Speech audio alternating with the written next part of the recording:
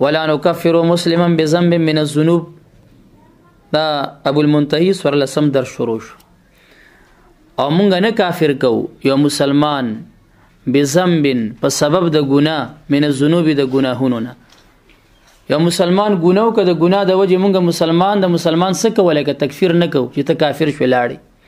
دلته درې مذهبونه دي یو مذهب د خوارج دی خوارج وای چې چا غټه ګناو کده کافر شو ورسېدلې معتزله وای چې چا غټه ګناو کا ایمان نه خو اوتلو خو کفر کې داخل نه دی د ایمان او د کفر منځ کې یو منزله بل ثابتې منزله بین المنزلتين ورته وای وینه مسلمان پاتې شو کافر هم نه دی منځ کې پرو دی مونږ وستا پلار شو خدای دې غرق کچی غرق مونږ سوایو چې هغه ګناه چې اتفاقی ګناوي او حلال نی ګڼلی نو چې څومره ګناهونه دیو کې ګناه سره حقيقي مؤمن دی خو ګناهګار دی د ایمان وصف ته د ګناه د وجه ختميږي نه د ایمان نه لاندې را پریوز نه چې ایمان ته نه لاړې پوښولې کنه او چې کم نصوص راغلي چې یاره یا وخت ایمان ته وته هغه تغلیظ دی تشدید دی دمکی دا زور نه ده ایمان ته نزینا مؤمن دی او کافر کیږي نه په دواړو باندې ردوش نو دا امام سیب وای مونږه او که ګناه حلال وګڼي مؤمن مړ کی ودا خو ماته حلال او جهاد می کړي دی جاسوس مم قتل کو دام او وجل خ مؤمن مسلمان د الله ولی نو چې ګناه ځان ته حلال غني بیا خو کافر دی پوهیږي کنه لګ ولا نو کافر موږ د کفر نسبت نه کو مسلمان ته به ذنبین کې دا با سببیه ده په سبب د ګناه من الذنوب د ګناهونو نه و ان کانت اگر کوي د ګناه کبیره غټه مونږ ورته کافر نه وي بیا ورته کافر نه وي کله اذا لم يستحل لا تر سوچ حلال نه غنلی او چې حلال یو غنله نو بیا کافر شو ځکه تحلیل لما حرم الله حلال غنل د هغه څه چې الله حرام کړی هغه کفر دی لکه څنګه چې تحریم د ما حل الله چې الله یو شی حلال کړي او ته ورته نسبت د حرامو کې چې هغه کفر دی نو دا غرنګ د تحلیل لما حل الله دام کفر دی پوښ بچي کنه د ما حرم الله تحلیل لما حرم الله دام کفر دی یعنی غرض دا دی ولا نو کفر مونږ نسبت د کفر نه کو مسلمان ته به زمین د ګناه د وجنا کما یکفر الخوارج لک څنګه چې تکفیر کوي خوارج من ارتکبا دا غچا چې غیر ارتکابږي کبیره تند یو کبیره ناغه ته مون کافر د خوارج پرنګ نه وایو و اما من استحل معصیتنا او چا چې حلال وګڼلا او هر چې هغه څوک دی چې حلال وګڼلا ګناه وقد ثبتت حلال کې دا ګناه ثابت وا بدلیل قاطع په قاطع یقیني دلیل سره نو بیا چې دا ګناه حلال غني فهو دغه سړی کافر بالله تعالی په الله سره کافر شو وینه کافر ورته مو وایا زه ته ورته بیا پلار وایا خیر دی هغه حلال غنی او هغه ته د اهل سنت عقیده و یو کفری عقیده پوښولې کنه چې الله کاسب دی او بنده مجبور دی سم نشي کول دا کفری عقیده ده دا الله حرام کړی ده پوښولې کنه او یو سړی دا عقیده ساتي ته زه ورته کافر نه وایم هغه حرام فرض غنی او یلک اول بد ایمان او یقین جوړو چر الله کی مخلوق سن نشي کوله حرام راوي نه کړل بلکې فرض درجه ته ورسول او ته زه ورته کافر نه یم کتابونه وی چې اغا ګناه چې داغي ثبوت په دلیل قاطع راغلی او یو سړی هغه حلال غنی وي فهو کافر هغه کافر دی او ته زه ورته کافر نه یم پلار ورته وای د نیا یار ورته وای زمونږ در باندې چې سو ورته وای خبره باندې پیږي کنه راځه ورپسې نو دې کافر شو په الله د الله پر رسول لئن استحلالها ځکه حلال غنل د ګناه هغه ګناه چې داغي حرمت په دلیل قاطع ثابتي تکذیب بالله تعالی و رسولی دا خدای الله او د الله د رسول تکذیب دی او د الله او د الله د رسول تکذیب څه دی لکه کفر دی نو که څوک ورته کفر نه وای بچ څو ورته وای دی موږ ورته کفر وای ولا نزيل عنه او موږ نه زایل کو د مسلمان نه ای ان المسلم موږ دا غنه نه لری کو الذي اغه مسلمانه ارتکب کبیره چاغه ارتکاب اغه کړی وي د یو غټي ګناه او غیر مستحیل چې حلال نه غني نو موږ دا غنه نه لری کو اسم الایمان نوم د ایمان ته نه لری کو د ګناه د وجي بلکې بیا نوم د ایمان ورته خل مؤمن ورته وایو ولکه چې څوک دا مونږ نه کوي غټه ګناه کوي کنه کوي تاسو ورته کافر وای نه د سدا نور را بلا ګناهونه ولا لګیا دي موږ د ګناه د وجه چاته کافر نه وایو کنه ونسميه او موږ نامدار کو مسما کو دغه غټي ګناه والا مؤمنا مؤمنه حقیقتا په حقیقت کې ورته مؤمن وایو چې دا حقيقي مؤمن دی ګوري اشاره وک په دې سره به په دې سره الى ان المسلم چې مسلمان يسمى مؤمنا حقیقتا د مسما کولې شي مؤمن حقیقت کې د مؤمن وایي وهذا يدل او دا خبره دلالت کوي چې على اتحاد الايمان والاسلام ګوره مخکې خبره د سره وانه ولا نكفر مسلمه مونږ د مسلمان تکفیر نه کو او د اخر کې سوي چې ونسميه مؤمنا حقیقتا نو پته لګي چې اسلام او ایمان څه شی دی یو شی دی نو دا خبره په اتحاد د ایمان په یووالي د ایمان او د اسلام باندې دلالت کوي چې مخکې خبره د مسلم کړي او اخر کې خبره مؤمن ترا وستا او یو شی دی دواړه کنه ځکه دې ته اشاره پکې وکړه ويجوز روادا يكون چې وی دي مرتکب الكبيره هغه ارتکاب کوونکې د غټي ګناه مؤمن دي هم ایمان سره دي سي فاسق دي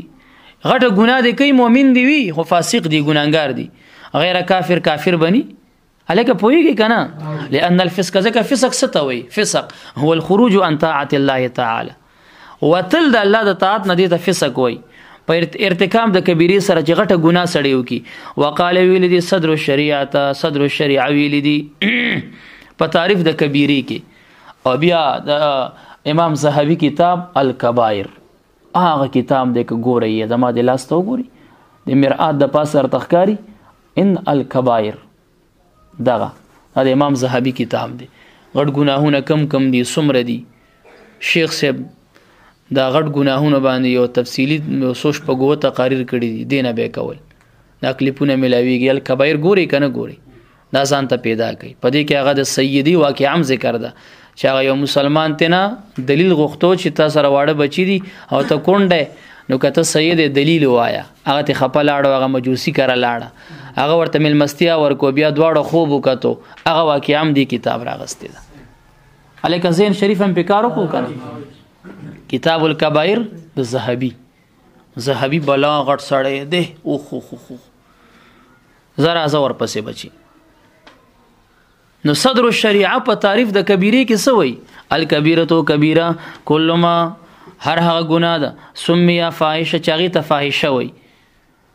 لکه لواتت راواله بهایي دا کبیره شو و انکاه منکوهه الاب پنیکا کول د پلار دی ورسره نکاح کړي د هغه مړ شوتي پنیکا خلی دې ته فاحشه وي قران ویل دي کنه ولا تنكحوا ما نكح اباؤكم الا ما قد سلف انه كان فاحشه ومقتا وساء سبيلا نو فاحشه ورته لا ویل ده کنه دی ویل نو دک شي او ثبت یا کبیره هر هغه ګناه ده ثبت لها بنص قاطع عقوبه في الدنيا والاخره چې دغه ګناه ده پاره په نص قاطع یقینا سره عذاب په دنیا او په آخرت کې ثابتي لکه لا غلا کول چاغي کې لاس کټ کیږي زنا کول وغیرہ وغیرہ راواله وقال المعتزله كفروا فجروا ویلدي مرتکب الكبيره مرتکب د کبیره فاسق دا فاسق دی دا فاسق شو لا يجوز ان يكون مؤمنا ويروانه د چې د مؤمن پاتې شي او کافرا یا د کافر شي نه مؤمن دی نه کافر دی موږ پلار دی خدای دې غرق کچي غرق واسبتو له دي ثابته کړی دا د فاسق دغه مرتکب د کبیره ته منزلتن یو منزله بین المنزلتين د ایمان او د کفر په منځ کې بین الكفر والایمان وینه مؤمن دی نه کافر دی نو دا څه شي خدای دې غرق کدا غو یو شیم نشو ورسېدلی والمسح مسح على الخفين موضوع باندې سنت دا سنت ده سنت سمانا جوازه بالسنه المشهوره د دې جواز ثابت دی په سنت مشهوره سره نو فمن انکره چا چې انکار وکړو د دینه فانه يخشى عليه الكفر فغه باندې ير کول شي د کفر الک دا ولی لانه قریب ځکه چې دا قریب ده من الخبر المتواتر د خبر متواتر ته نږدې ده الک متواتر خبر په دوه قسمه دي یو متواتر لفظي بل متواتر معنوي متواتر معنوي څه ته وایي چې الفاظ په احادیثو کې جدا جدا راغلي الفاظ په احادیثو کې سره راغلي جدا جدا راغلي خو معنی راجیوی یو مسلې ته معنی یو ثابتېږي تنه معنی د ټولو نه یو فهمیږي دغه ته سوی تواتر معنوي ورته وي پوه شولې کنه که تواتر لفظي دی که تواتر معنوي دی د دواړو منکر څه دی لکه کافر دی د نبی کریم علیه الصلاۃ والسلام دا معجزه چې په زخم کې بدلاړې واچولې ما تندامونه فورن به جوړ شو لږ تو عام ډیرول یا دغه رنګ چې کم دی ډیر معجزات داغه دي داغه تفصیل په اخبار احادو کې الفاظ غیر دي لیکن معنی څه ده یو معنی ده داغه تسوي تواتر معنوي ورته وي تواتر د قدر مشترک ورته وي نو ګوره د مسی موضوع باندې دا وي دې سړی باندې کس د دینه سړی انکار کوي د کفر یره په کولی شي ولی وي ځکه دا خبره متواتر ته قریب دی نو په دې ځکه عبد الله کنداری دا کم خبره چې مو کې دی کړی دي نو دی چې درته وي چې اخبار احاد په عقیده کې نه چلیږي وای مسه کې موضوع باندې مسه چې کې قران نه ثابت ده تواتر لفظي حدیثونه ثابت ده نه ځان ته اخبار او احادو کې ثابت ده الفاظ جدا راغلي چې مسله ته یو فهميږي مسله ته یو معلومیږي نو هغه تواتر د قدر مشترک تواتر معنوي ته خبره لاړه انکار ته کفر دی یخشى عليه الكفر نو د نبی له سلام دغه چې اعینونی ولا روایت دی خبر واحد دی هغه سي بلم شتا ټول راجمه ک تواتر معنوي ته خبر لاړه څوک چې انکار کوي یخشى عليه الكفر دا کفر یاره پې کولی شي وینه نه زه به د اردو کتابونه ګورم او زه د عربي کتاب ته ګوتې نه وړم زه به د لکیرې فقیرې ما خپله تحقیق به نه کوم پوه نه شولې لکه هسې به راته خلک شیخ صاحب وایي نور به سودم ته تک شینې ما پوه شې که نه راځه ورپسې ښه حساب به تا ته صرف بادر کلي کې په لاس درځي ښه نور اهل سنت بزان ته وای خو د عقیدې خپل نه به خبر ني نن دا تقسیم خو فلان سیب کړي دی کنه فلان سیب بم کولو کنه هغه بم کولو کنه فلان سیب به رجوم کړي وی کنه ته خو خپلم خدای دا فکر سیب درکړي کنه دی درکړي نه تا د چې بچا سیب وي د حواله درکې کزان نه درته لګي تا ته دا تحقیق چې کم کوي لګیا دي ځان نه وای کنه تا د ټکي پټکي کتاب حواله جلد او صفحه درخای نو ته دا ذهن لري کنه ډون تقلید بکې دا ډون تقلید تورته وای کس پینته وای د خوشبین زویا غو لګ د خپل تحقیق هم کوګان بلا غسړې پارچا باندې خوشبینی کې او خپل تحقیق نه کې نسی پلیونو زمونږ سر شوی پلیونو زرا زئی بچي چې د سپینی درتونه وایو غاړم بنديږي خدای برانه تپوس کوي ما مخ کې ویلو چې بس دا یو امانت یې الله چاته ورکی هغه رسول غواړي الله مونږ ته د امانت د مبارک سے په واسطه د شیخ سے په واسطه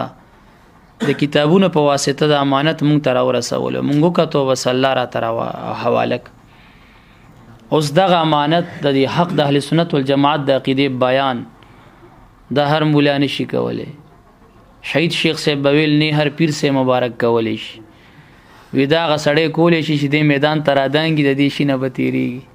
هاي زین شریف هم پکار کوي کنه کوي والتراویح فی شهر رمضان سنت در رمضان په میاشت کې سدي سنت دي هاذا دا دواړه خبري موضوع باندې مسا او رمضان کې تراویح رد دارد دی للروافض په شیعاګانو باندې فإنهم زکدا کافران چي دي انکر التراویح انکار تراویح نم کړي دي والمسح ومسنم کړي دي الخفین موضوع باندې مسدین منی ومسحو على ارجلهم او دی مسکی په خپو باندې بلا خفن بغیر د موضوعنا او بیان د تر زامن دي اغي مسکی جرابو باندې بغیر د موضوعنا تر زامن دي کنه اغیم صحابو پس کنزل کوي دیم کوي اغیم تراون انکار کړي شلونه شیعاګانو غټول نه مني او دی موږ شل نه منو وته منو تر زامن دي کنه دي څنګه فټ پی راځي الک ځان نه ويم کنه رښتیا ويم نو کنه اغه یو لکه خپو باندې د موضوع نه بغیر مسکیږي دی وینا خیر جرابي ورته واچو کوم موضوع نه میکیږي تر زامن شو کنه شو مونږ ته وراتو شي ودا شیعاګان مانځ کې رفولدین کې و بیان هم کوي الګ پويږي کنه نو شیعاګان دي مونږ نه یوخه د عقیدې میدان ته برا شو به ګورو چې لکه شیعاګان تاسو یې کومونګ یو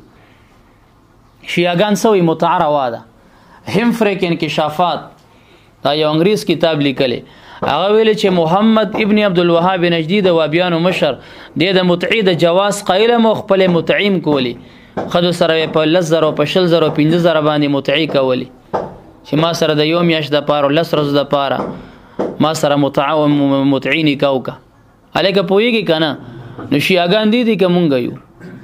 دا چې کدر ته وشمارم نو بیا به درته دومره وجو شمارم چې پدې کې وابیان شیعاګانو سره یو دی پدې کې یو دی پدې کې یو دی پدې کې یو دی دا خواچار دی وهابیت خواچار دی ساقید د خوارج دي سپکه د روافض دي اچار جو سور کې د مجسمو دي سور کې د مشبهو دي سور کې د جبريو دي اچار جوړ کړي دي د هر گمراه هډل یو مسله راغسته د وغینه دین جوړ کړي دي او سي تالی سر دي شاعتيان دا د چالکا د وابیانو تالی سر دیږي کې د معتزله جراثیم ورغلي عیسی علی ثواب نه مني باندې کوي په ناګمان راتويږي د درې نشته ولی نشته تخصیص نشته او معتزله سویل سره مړ د بل عمل چاته رسیږي نه ځان مستړی کو خپل عمل دي او دې سوي نه رسیږي خدا تخصیص مکوا نګور اغي په ډایرک راتله هغه مخکې علما په شرمونو شرمول دی ورته په لری راتو شوی نه انکار وکاو خو په چل ول وکاو پونه شول لکه کرامت اغي بالکل نه منلو دی وینه منم ول نه منم اختیاري خدا اختیار کې غونی وي او چې بیا ورته حواله پیش کړي شرح مقاصد د عبارت وره بس په خله باندې کلک مهور لګي جواب کی اشاره قدریم نشي کولای چې تا شرح مقاصد پیش کړو ان اغي جواب دی دغه دی بالکل چپ پاتې شي نو دا معتزله شو عقیده کې پنځپیره وهابي معتزله دا یو شی دی او دا خلک چې دوکه کوي یاروي د حنفیت بلا غټ خدمت کو سی وک وی مړه بس طالبان راغون کړي چې کوابي دا وي رفل دین کتاب ورته دا وي دا غو جزئی فروعي مسلې دي عقیده څنګه د بوري زوی عقیده نه خبري سور و سور پنځپیره دي سور وهابي دي عقیده نه خبر اسه ورته خوشاله وی ډېر کلک حنفي مولا دي او خو ډېر غټ مناظر دي پوهیږي کنه لګا نور عقیدین خبر نه چې هغه څه شی دی نو بس دغه حال لسه عقیده د دو د وابي اکی اوسیس علم غیب کې چې کم دلایل غوي څنګه نفي هغه کوي څنګه عقیده هغه ساتي څنګه د شرک او کفر فتوا هغه لګي دغه نکلک هغه لګي دغه نکلک مشرک ته وي او مغه دلایل درته وي حالان کې دا زما مخې ته ګوره دا سپراته دي دا کمالین دي شرح د جلالین مولانا محمد نعیم دیوبندی صاحب مدرس استاد او تفسیر دارالعلوم دیوبند کې دی مدرس تیر شوی د تفسیر استاد تیر شوی دی 483 کې علم غیب جزئی عطایی د ثابت کړي ها 483 حواله هم نوٹ کړه دې د پاره در تویم چې ګوره خپل کتابونو نم خبر نه دی ښا جو علم غیب خصائص باری میں سے ہے اس کا ذاتی اور محیط الکل ہونا ضروری ہے لیکن یہ آیت میں رسولوں کے لیے جس علم کا اثبات ہے وہ ذاتی تو اس لیے نہیں کہ بذریعہ وہی ہے یعنی عطائی ہے دیو د عطائی کې کم زینه لګي اطلاق د علم په کم زینه کې نو خپل کتابونه د کتل دي خبر یې اور چونکہ بعض خاص امور مراد ہے اس لیے علم کلی محیط بھی نہیں غرض علم غیب بالمعنی اعم مراد ہے یعنی سمانا جزئی عطئی مراد دے خا یو حوالہ خدویم حوالہ د دیوبند کتابونو کن چتوے علم جزئی ول دا عطیم شرک دی او دا اطلاق د علم پینه دی شوی او دا ویل ورته شرک دی او شرک دی او زمونږ د خوشبین سیفیان او دا بعض یاران نبی راشد او سدي ارشاد المفتیین پیګه لکه د چا دی حضرت فقيه الاثر مفتی اعظم پاکستان شیخ الحدیث په تفسیر حضرت اقدس مفتی حمید الله جان صاحب دا دیوبندی عالم دی ښه او په دې د ټولو دیوبندی علماء تقریزات هم شته خبره باندې پیږي او دی کتاب کې جانانا الله دې ډیر خوشحال کا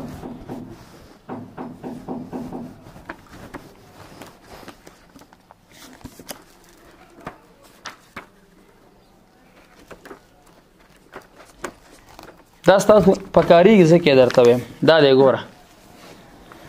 کیا اللہ تعالیٰ کی ذات کے علاوہ کسی کو علم غیب حاصل ہے؟ مسئلہ نمبر 85 کیا فرماتے ہیں مفتیان کرام اس مسئلے کے بارے میں کہ بعض لوگ حضور صلی اللہ علیہ وسلم کو عالم الغیب مانتے ہیں؟ مہربانی فرما کر قرآن و حدیث کی روشنی میں تفصیلی فتویٰ صادر فرمائے. الجواب باسم الملک الوہاب. علم غیب دراصل غیر مشاہدات للناس کے جاننے کو کہتے ہیں جو عام آدمیوں کے علم میں نہ ہو. پھر اس علم کے 2 قسمیں ہیں. 100 قسمونه بیانې شماره علم غیب ذاتی علم غیب عطائی. دا تقسیم چاو کو دیوبندیانو کو کومو کو هاي هاي هاي بس یو د لکيري فقیر یو مولا لکې دی نیول دغه پسې سیده زه غوستا ټول دیوبند ګورم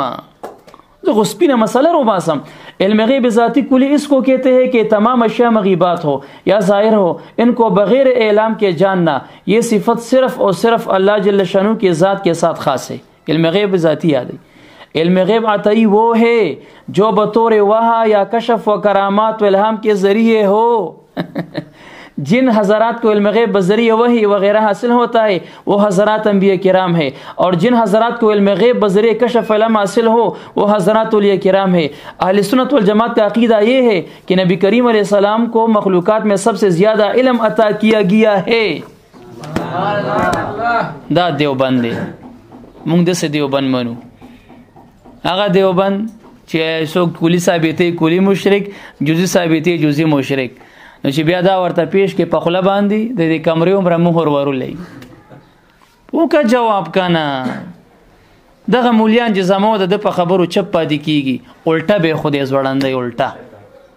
ولی تاسو نوري زما د دلایل زما د خبرې نوري زرته د بریلیانو کتابونه پیش کوم کستاسو د دیوبند درته پیش کوم نو خدای قرآن او دی جولې ته وګوري حق ول نه وای مسره پدی چې هغه شهرت موندلې او زما شهرت نشته نو دی وجنه الحمدلله دا غنه مړه شهرت دی خدای غزي ور غر کی چې کم زی ګټو بني شهرت مونږ سکو خو بیا هم دا غنه زمون شهرت زیات دی الحمدلله زرا زور پسې وروره. قال صاحب الخلاصہ صاحب د خلاصي وی او فی المنتهی کی ذکر دی سوال شو ابو حنیفه رحمه الله نه د مذهب د اهل سنت والجماعت بارکی فقال غورت وی ان تفضل الشيخين اهل سنت مذهب دای چې تو فضیلت ورکه چاته لکه شیخین وته وتحب الختنين شیخین سوق دی صدیق صاحب عمر صاحب رضی الله عنهما وتحب وتبمینه کې الختنين د غدو زمانو سره زمانی سوق دی علی رضی الله عنه عثمان رضی الله عنه پوښ ولې کنه ناول کې رد 50 په شیعاګانو شو ځکه هغه شیخینو سره مینه نه کوي په دویم کې رد 50 په خوارجو شو ځکه هغه د علي صاحب سره بیخي بغوس کوي پوښولې وتر المسا تبر واغنی مسا ال الخفین موضوع باندې رد 50 ولکه په شیعاګانو و بیان مر سره یاد و د تر زامن دي او تصلیات او منس کې خلف کل برن و فاجرین رستو د هر نیک او بدنا بد کم یادی د عمل بد یادی ښه بد د عمل بد یادی کا عقیده خراب شو او د ضرورتو د دین نه منکرو د نبی له سلام د علم بارکی دغه د نورانیت بارکی دغه د نسب بارکی دغه سی عقاید شفاعت بارکی منکر وي ناغه پسې مونږ دا بالکل ناروا دي. او الله الهادي الله تعالی لاره خودن کې د لا سوي سبیل غسید لارې ته والصلاه مبتدا مونږ خلف کل بر و فاجرین رستو د هر نیک او بد د چانه من المؤمنین د مؤمنانو نه د ضرورتو د دین د منلو والانا چې نیکی او عمل بدی ګیره لنډي نور څه فسق پکې کرکټ لګي نور کسی مسی پکې نو جایزتون د خبر دی مونږ د دغه عملی بد پسې رستو روا دی مونږ ورچا پسې کیږي د مؤمنان ورچا پسې کیږي او ابي راتاول مؤمن ثابت کوي اور پسې مونږ کوا الکه پويږي کنه خو یکره مکروه دی بد سړی پسې رستو مونږ کول جایز خو دی خو ور سره مکروه هم دی لوجود الکه جایز ولې دی دا دغه دلیل دی لوجود ایمانی ځکه ایمان خوشته کنه ځکه جایز دی اول کراهیت ولې راغلی دی لعدم اهتمامه ځکه د اهتمام نه کوي فی الامور الدینیه په دینی امور کې نو ځکه مکروه دی قال علیه الصلاۃ والسلام نبی علیہ السلام فرمای من صلی